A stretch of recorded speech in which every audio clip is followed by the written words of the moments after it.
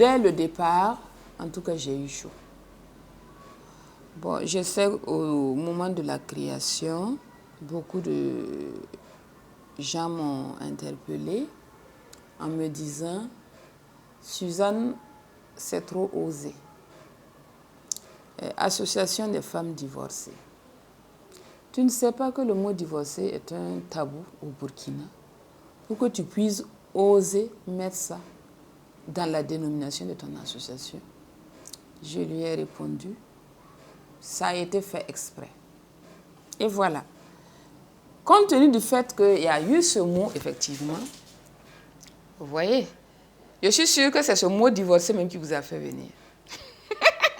Effectivement, dans un pays où le divorce est encore un sujet tabou, créer une association des femmes divorcées relève d'un grand courage et suscite du même coup de la curiosité, voire du mépris.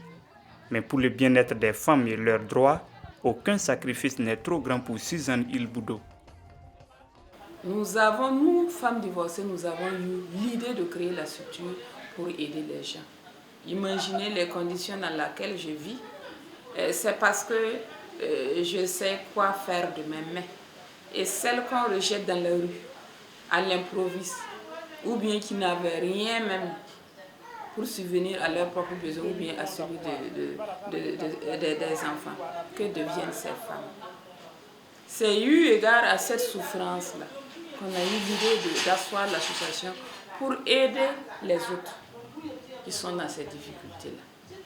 Sinon, je ne vois pas une femme qui sera dans son foyer, qui sera bien traitée et qui va dire il y a une association des femmes divorcées et elle se met à divorcer. Mais ça, c'est être bête. Ceux qui raisonnent de cette manière-là ne réfléchissent pas. Une association mal comprise, mais qui, contre vents et marées, œuvre pour une vie plus épanouie dans les foyers. Notre association a pour objectif de lutter pour la réduction du taux de divorce, de prévenir les dysfonctionnements familiaux, de prévenir le lien familial qui est en crise, de lutter contre les violences conjugales, que ce soit l'homme ou la femme qui vient auprès de nous pour demander conseil, nous le recevons. Même si ce sont des enfants qui ont besoin de voir des psychologues, nous faisons la programmation pour les recevoir.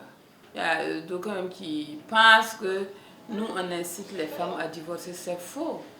Parce que parmi nos objectifs aussi, nous avons la recomposition de nouvelles familles. Il y a des femmes qu'on a chassées et par le biais de la médiation, elles ont réintégré leur foyer. Et nous sommes là pour aider les femmes, pour que les foyers ne se cassent pas.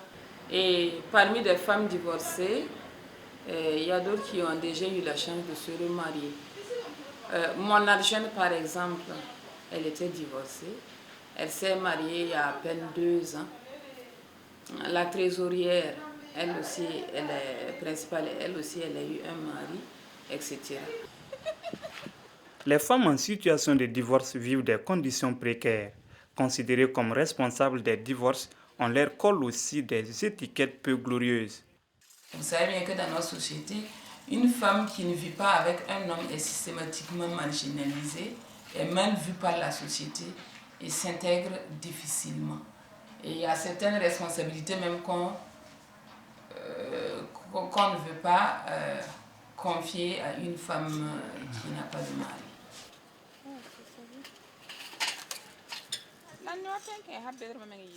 On imaginait du tout à partir du mot divorcé. Bon, mais moi, je ne les en veux pas. Hein. Quand on est ignorant, ça va de soi.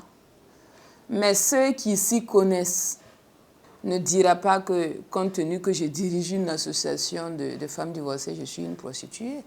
Moi, je suis là pour me battre pour une cause noble. Vous ne savez pas quelle est la souffrance que moi j'ai endurée. Donc, vous avez raison de parler de la sorte.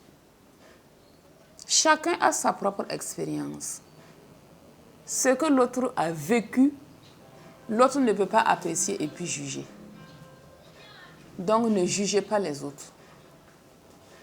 J'ai vécu mes problèmes, mes souffrances à ma manière. D'autres aussi vivent des situations Donc, il n'appartient pas aux autres d'apprécier la douleur des autres. La douleur, ça se vit. La douleur n'est pas interprétable. On vit une situation, on souffre dans une situation et on comprend mieux les autres. On n'étudie pas la souffrance de quelqu'un à partir de documents. Non. Non. On vit sa douleur. Les efforts de l'Association des femmes divorcées, femmes et enfants en difficulté ont été reconnus et récompensés avec une décoration de la médaille de l'Ordre du Mérite burkinabé. Une décoration fêtée à l'occasion du 5e anniversaire de la création de l'association. Un anniversaire qui a aussi permis de faire des dons aux personnes âgées et élèves en difficulté.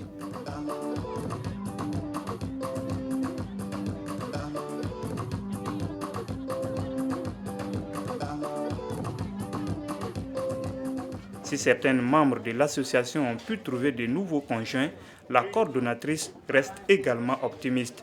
Le prince charmant viendra certainement. Moi, je ne veux pas me remarier pour me remarier. Si c'est pour me remarier et être malheureuse non. Sinon, les choses anciennes sont passées, comme le dit la Bible. Il faut voir l'avenir devant soi. Je reste optimiste. Même si c'est à 55 ans que je me remarie, il n'y a pas de problème. Donc, j'attends un vieux comme moi aussi.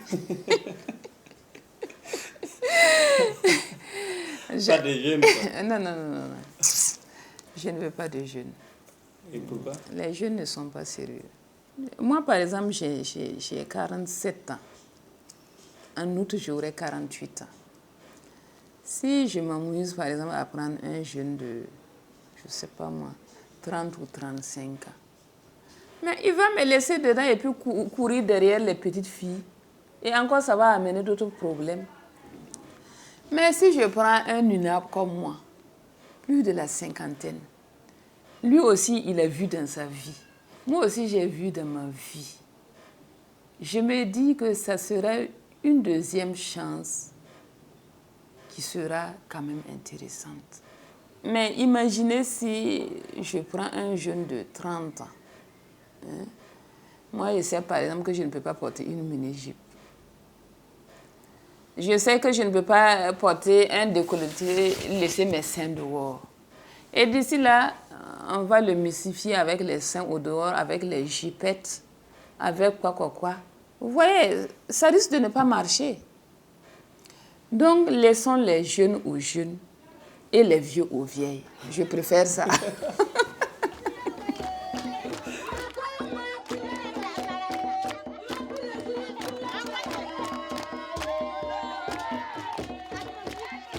Droit Libre TV, la web télé 100% droits humains, 100% liberté d'expression.